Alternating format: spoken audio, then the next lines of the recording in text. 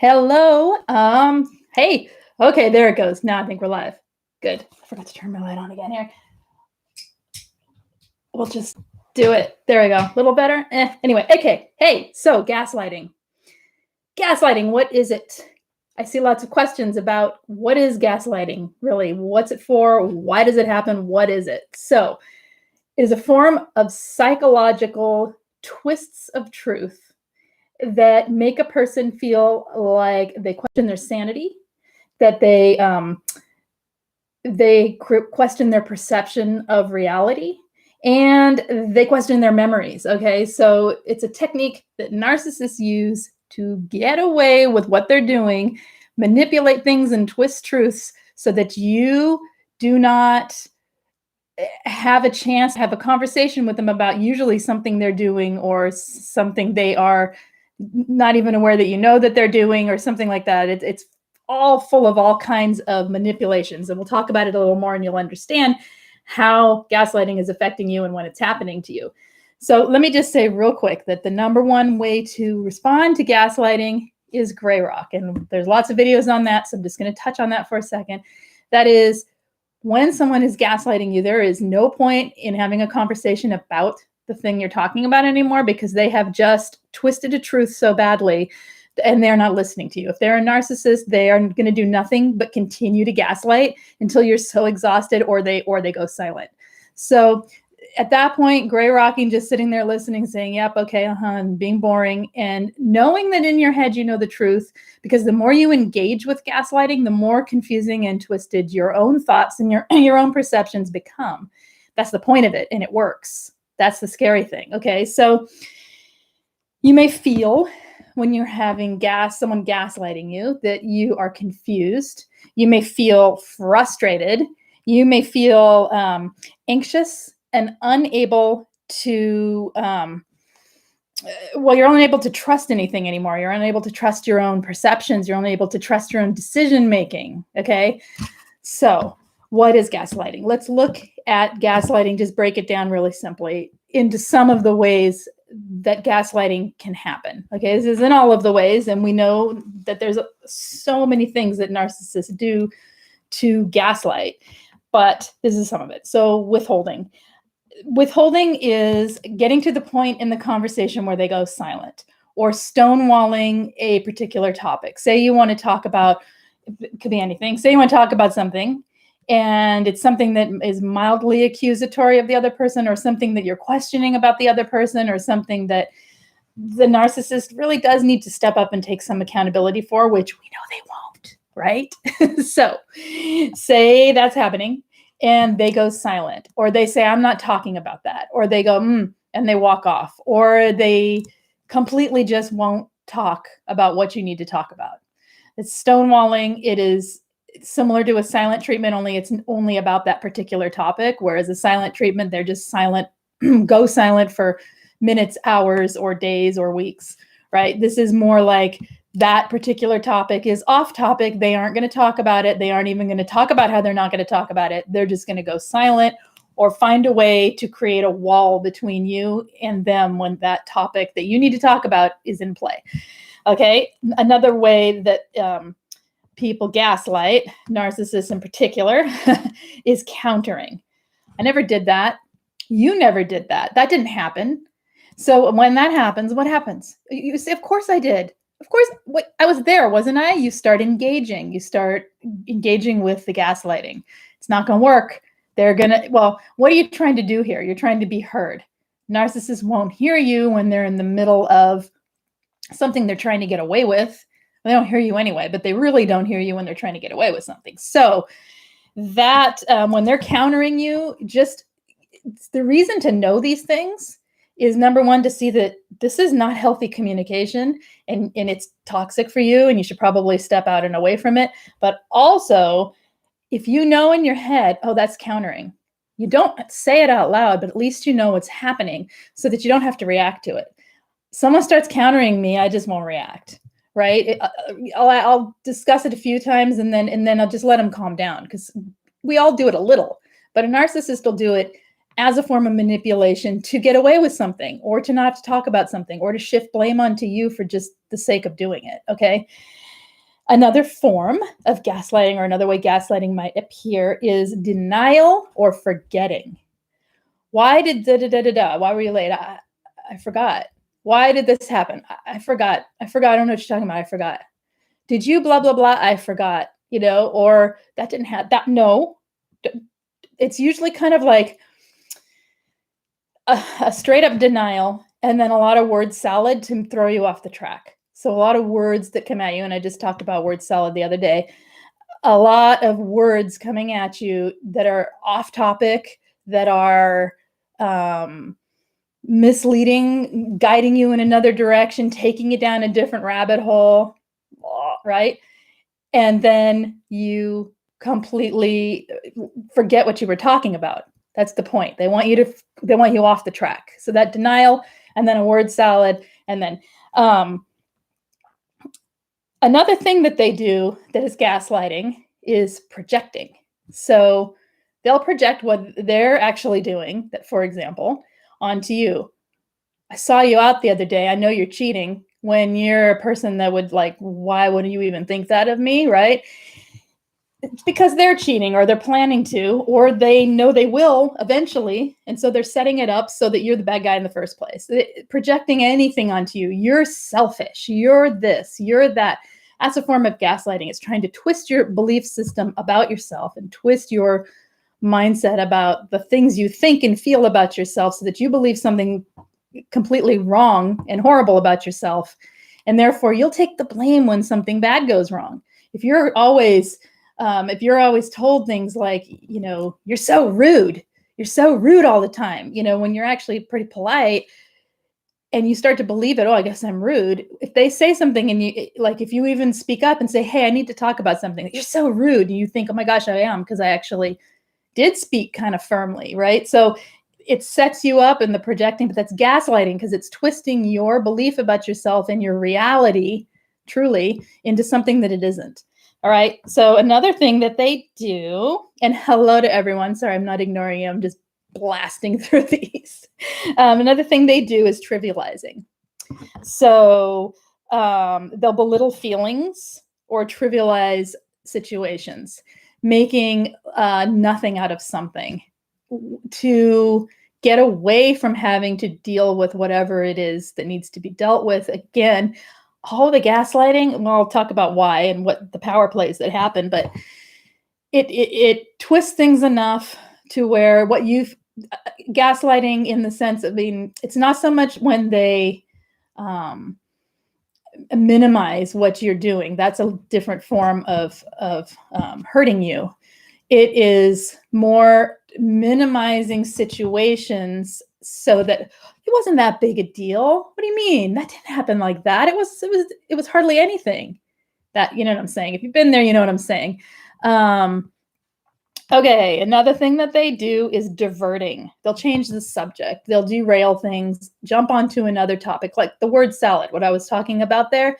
That's a form of gaslighting. And that's a major way that they derail things. They'll derail things by creating dramas elsewhere, starting little fires, so to speak, in other places, so your attention's going all over the place and you don't have to talk about the thing they don't want to talk about or deal with the situation that, you know what I'm saying? So that's gaslighting in a nutshell. That's a very abbreviated version of what gaslighting is, and we can probably have an entire topic talk about each of these particular, and we do have entire topic talks about each of these forms of gaslighting. All right, so when you're having that happen to you, why do they do this? Why does a toxic person with a personality disorder gaslight? Why do they all do it? Why is it so regular? I mean, one of the number one things to look for in a toxic relationship is gaslighting. Okay, I'm going to say number one, everybody gaslights now and then. It's a way to get away from something. It's a way to avoid, and we all avoid now and then. When it's a habit and when it's meant to twist things, and then here, I'm going to read you what I wrote here. When it is used as a power play to twist things and escape accountability, that's when you know something's seriously off with the person that you're dealing with, because they are trying to take power. They're trying to sit in the seat of power all the time. That's what personality disordered people do. They live based on their ego and their mask that they wear, that they believe or have some delusion of belief is who they're supposed to be, some perfect being, right? And they need to protect that. So anything that forces accountability, and by forces, I mean, here's the thing. When you're an empathic person, people see their truth when they're around you. So when you're with friends that are also empathic, that's why you get along so well, because you see your truth and they see their truth, and it's lovely, and you can be accountable and you can have discussions and you can, but when you're with someone toxic, they don't want to see their truth. And we see right through them. We see right through them, but we deny it and gaslight ourselves into thinking that it's something else because we're being gaslit. It's, you see how it works? It gets us doubting ourselves. It gets us believing they're something they're not. It's very twisted. And so that is why they do it. They do it to push the blame onto the other person so that you will always take the blame. If you take the blame enough, you'll always take the blame, right? It's either easier or you actually believe it. It makes you counter them in debate. So if especially certain types of gaslighting, like if they are countering you, that's not how it happened. You're going to go, yeah, it is. I was there too. I took recording. I videotaped it because last time you did this to me. Oh, you did? Why were you videotaping me? What's the matter with you? So are you paranoid or is something wrong with you? So that is what they do. So they don't have to be accountable. But it also makes you argue. And when you argue, what do they get? And I'm going to look over here and I'm going to finally look down in a second because someone will type the word supply. They get supply. They get supply when we argue, when we fight, when we debate, when we engage. So they're trying to engage us. They're trying to get away with something.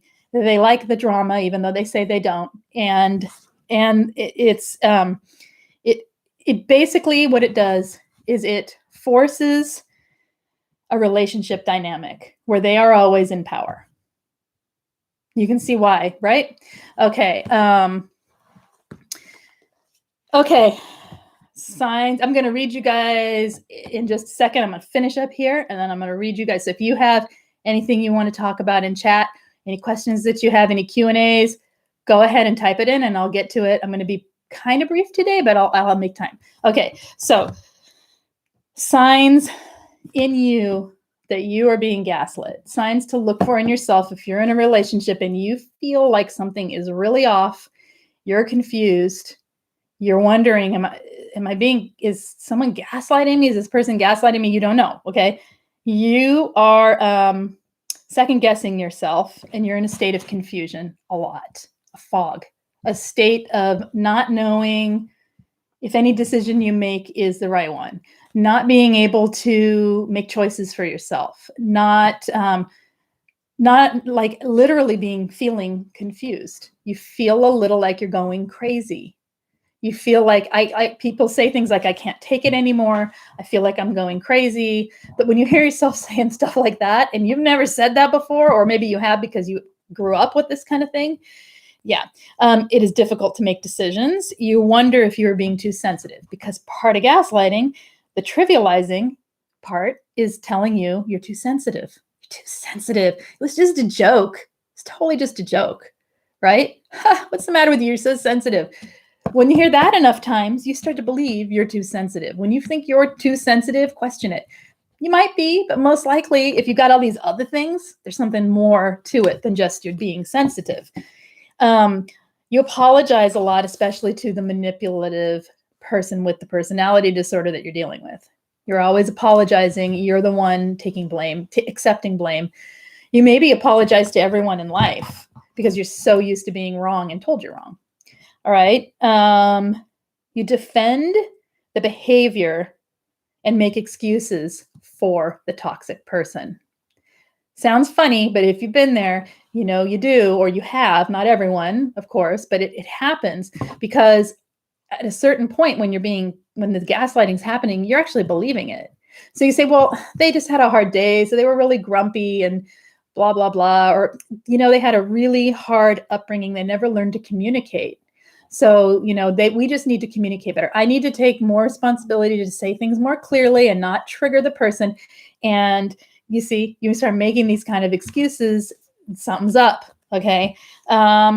you've lost your joy, and you feel hopeless. Gonna leave it at that. Those are signs you're being gaslit in your relationship. There's all kinds of other signs, but those are just a few. So this is just to sum up quickly. I mean, this video here was just to give a quick view of what is gaslighting, because I keep seeing the questions coming up, and how does it affect you and why is it there? All right, I'm going to look over here to the chat. Hey, everybody. Let's see. Hi, Belle. You stole this from me. Yeah, okay. Hello, Ellen.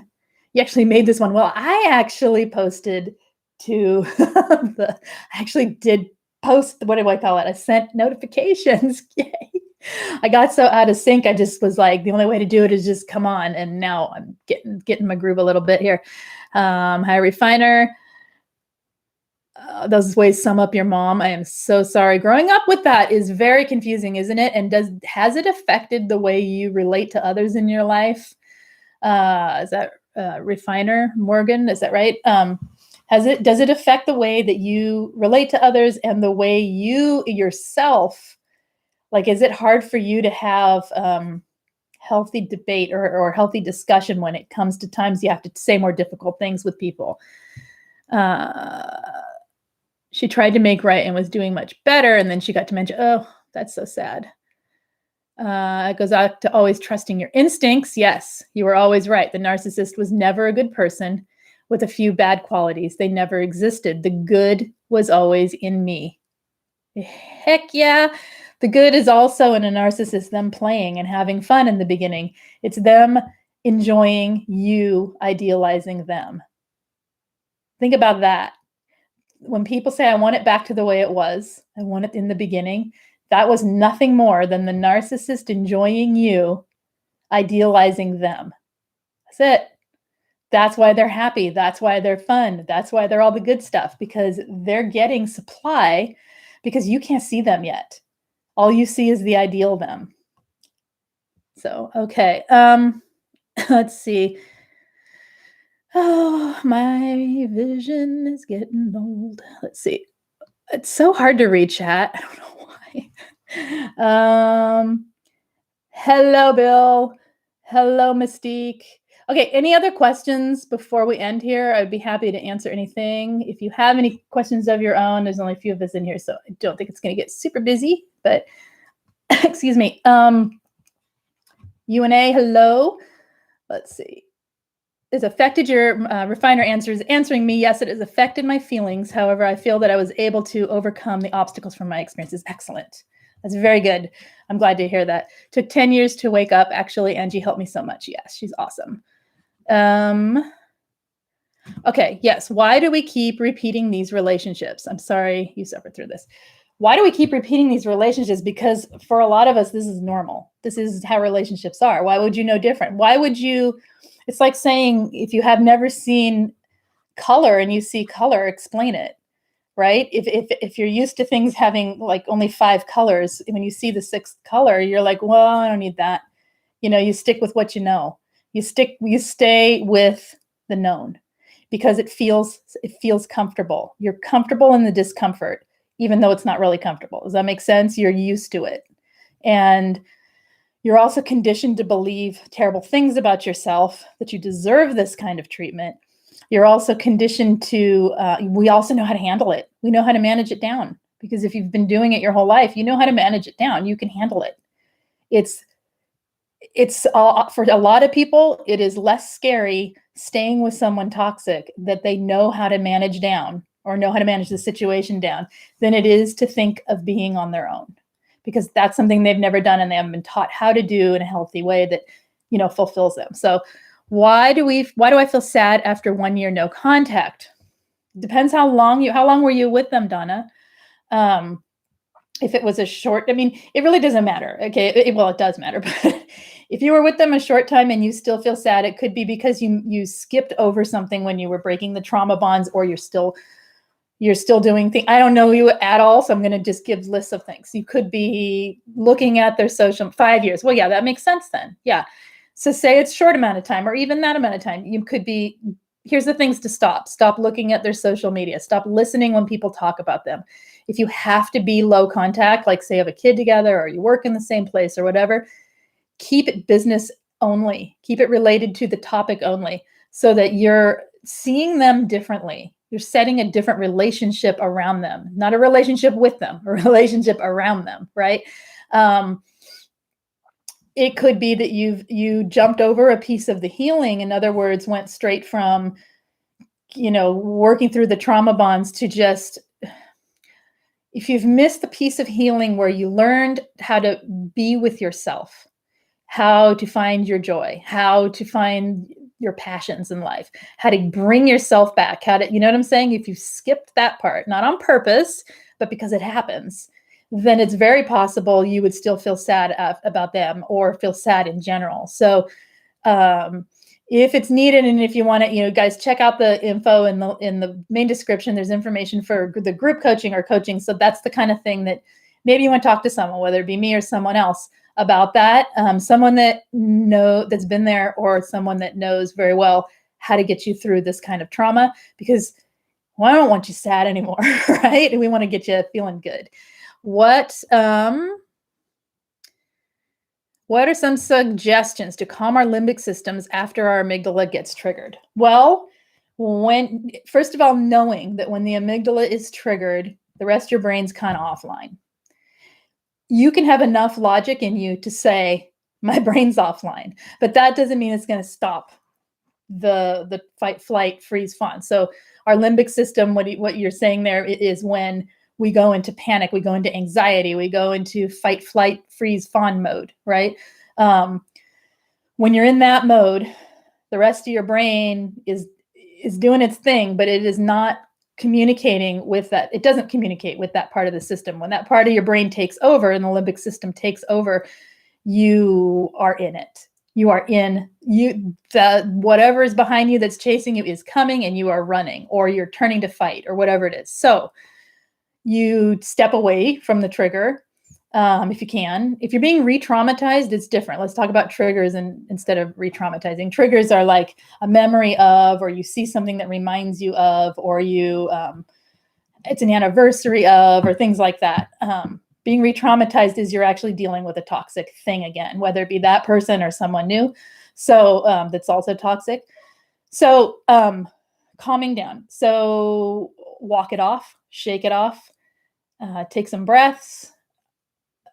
I have to come into my body more, like noticing my feet are actually on the ground. I'm not floating up in the air. I'm actually still anchored to the earth. Noticing that my hands coming into the body sensations. It depends on how the trigger affects you. For some people, they get a stomach ache or they feel tight in their chest. So you literally work to relax those areas. You can put your hand on your belly or your hand right here and breathe. Know that don't get engaged with the trigger. Okay. Let the trigger be. You're in it. It's there. It's already happened. Let it be. Ride the roller coaster all the way back down. If you get engaged with it, you start creating loop-de-loops and like other parts of the roller coaster, and the ride won't end because you're feeding the limbic system with anxiety, with external anxiety that isn't related to the trigger. You're getting afraid of the trigger. So just be like, okay, I'm in a trigger. Calm down. It's going to take a minute. It's going to think about it like just in an animal way. Or if you get startled, okay, say someone jump scares you and you're like, and you get scared. Okay.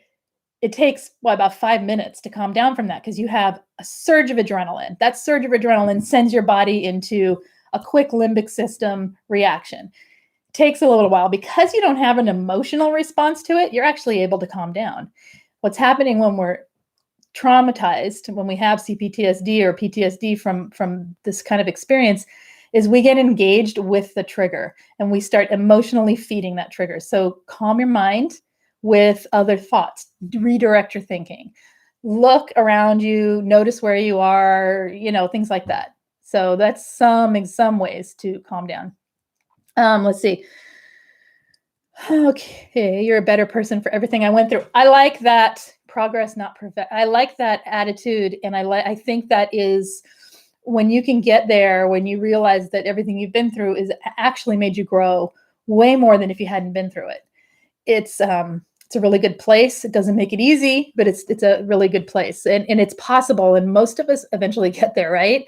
Hopefully. Yeah. It's still trauma, 5 days or 5 years. Exactly. I think that my point was, if it was longer, then it does take longer to recover. A year is not a long time if it was 5 years for most people after being with a narcissist. If it was 5 days, it may be that you're trauma bonded quickly and it was shocking. And so, and maybe you're stalking there. So it was so confusing that you're like tracking them and things. And so there may be things that we're doing to, I mean, I don't know. It's every situation's different. So, but for 5 years, for sure, 1 year of recovery is still normal to have the ups and downs and to feel sad.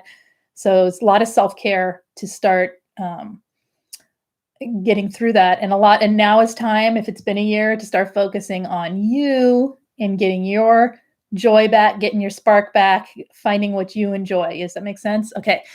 How do we advocate for ourselves when we feel unsafe in an environment when all our lives we have been told you're too sensitive? Depends on the environment. I would need more info on that one. Like, where are you? Where are you? Like with family, with friends, with, I mean, it could be anything, but something specific would help me answer that a little better. Took longer for a few years to recover from 5-year relationship with a nurse. Yep. It's normal. Someone's saying I'm sorry, but it's normal. Yeah. And I'm sorry you're feeling it. Shoshi's Minnie's. Hello. My daughter's in New York with her bio dad. Even got an adult by adoption. My husband. Let's see. How can I deal with this? Okay, my daughter's in North Carolina. Is that right? With her bio dad. Even got an adult adoption by my husband, but ex-stepmom still tries to call near her birthday. How can we deal with this emotionally? Is your daughter okay with the call? If your daughter's okay with the call, if she's not okay, then you can intercept the call and say, hey, no. If she wants the call or she's okay with the call, limit the conversation.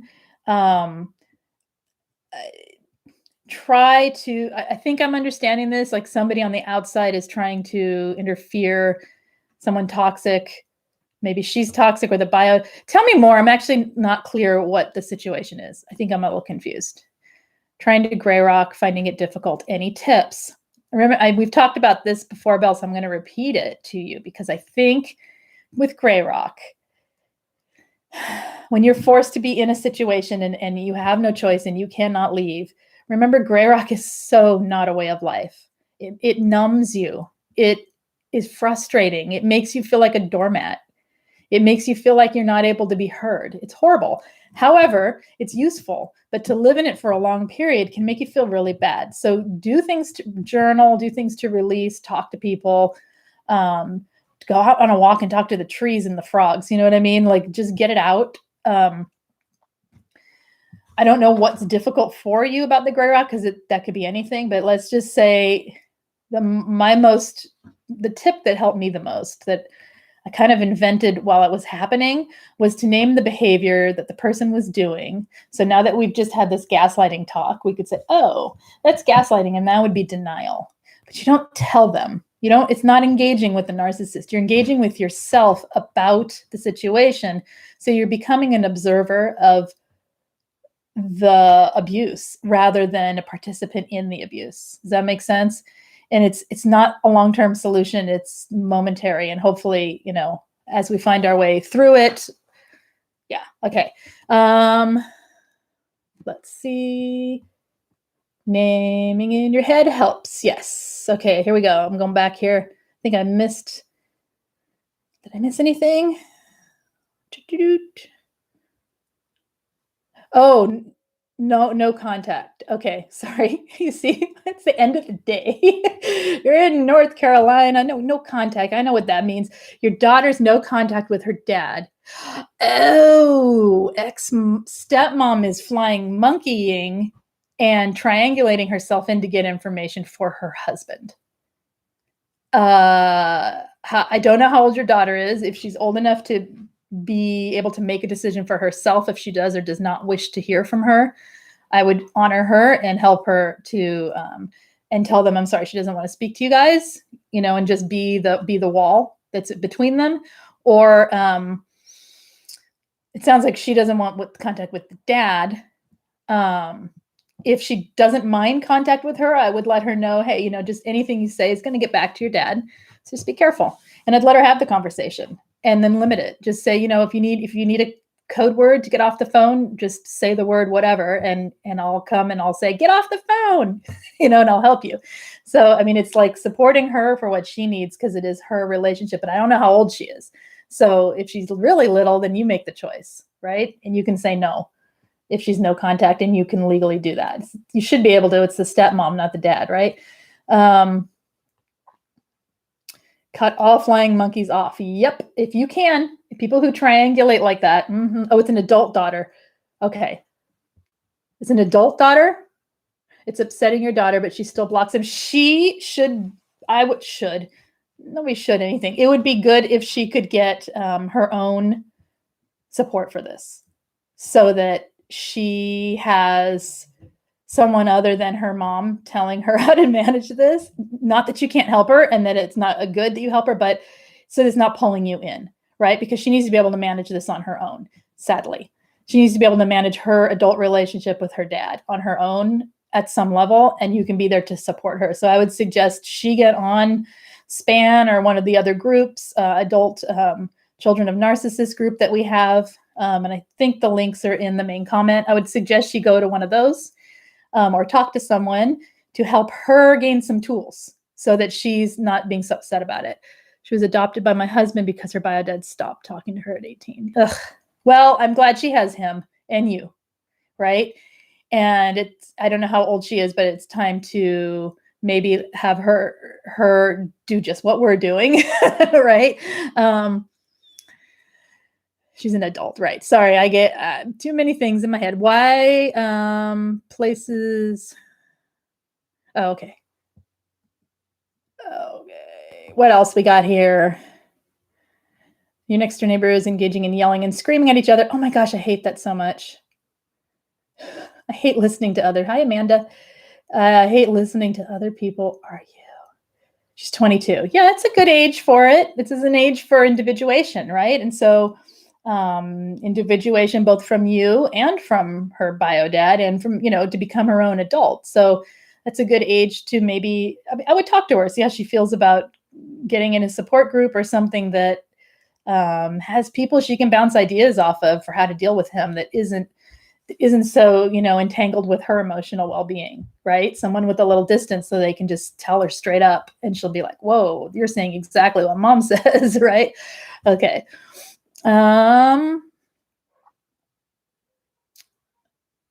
Okay, you guys, anything else before I go here? I'm going to have to go in just a second. I hear, oh yeah, I have a child arriving soon. So I'm going to have to head out. All right, I should probably do that. I will be back next week unless there's something. Yes, you told her to save the voicemail and share it with her therapist. Good. Yes, being a support group could help, or being in a larger, one where she can just do a lot of reading, so she doesn't have to actually, like the SPAN group, so she doesn't have to actually talk if she doesn't want to, that's cool. All right. Okay, you guys, I'm gonna head out. I will see you next time. If you've not hit subscribe and you've watched this, hit subscribe, hit thumbs up, all the good stuff. And if you want texting notifications of my going live, text me at 33222. Put the word Lise Live, LISELIVE, hit send, and I will be texting you a few minutes prior to. And that's it. I'll see you next week. Bye-bye.